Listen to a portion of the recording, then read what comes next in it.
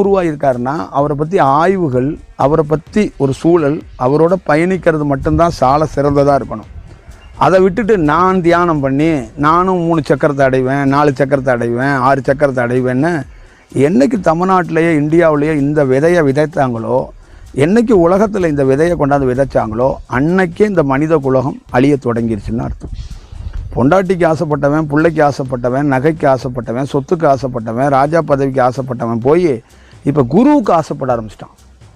குண்டலினி சக்திக்கும் 6 ஆதாரத்துக்கும் ஆசைப்பட ஆரம்பித்து இந்த ஆன்லைன் முழுக்க ஒரு கூட்டம் சுற்றிக்கிட்டு இருக்கிறதுக்கு முக்கியமான காரணம் இந்த சக்கரத்தை எப்படி கேப்சர் பண்ணுறது. பல்வேறுபட்ட விதமாக இந்த ஆன்லைனில் உட்காந்து ஒரு கேம்லிங் மாதிரி எவனெல்லாம் பேசுகிறானோ அவங்க பேச்செல்லாம் கேட்குறது, ஒரு டைரியில் குறிப்பு எடுத்துக்கிறது, பல்வேறுபட்ட சூழல்களை, பல்வேறுபட்ட வடிவங்களை. ஆனால் எவனுமே அந்த இடத்துக்கு போய் சேர முடியாதுங்கிறத தெரிஞ்சுக்கணும். புரியுதுங்களா? இங்கே அட்ரஸை சேகரிக்கப்பட்டவனோ, தியானத்துக்கு குறிப்பு எடுக்கப்பட்டவனோ, தியானத்தில் பெரிய பெரிய கதை எழுதினவனோ, பெரிய பெரிய கட்டுரை எழுதினவனோ, அவனுங்க போய் சேர்ந்த இடம் என்னன்னு அவனுங்களுக்கே தெரியாது. 1.